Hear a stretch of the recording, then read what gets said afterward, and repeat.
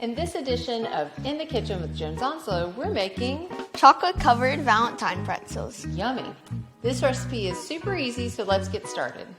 You'll need a bag of pretzel rods, a bag of chocolate chips, and any topping of your choice. And then you stir it constantly until it melts. This one looks good, so we can put it on the pretzels now.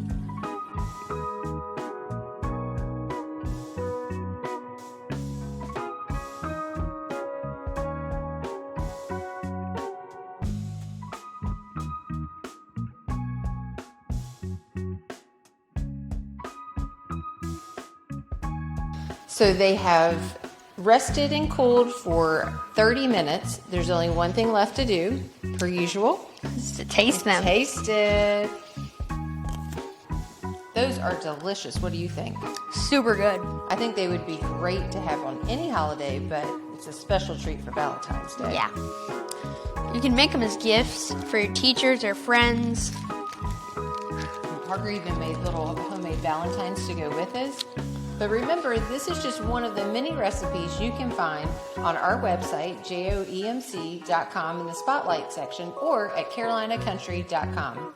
Enjoy and happy Valentine's Day! Happy Valentine's Day!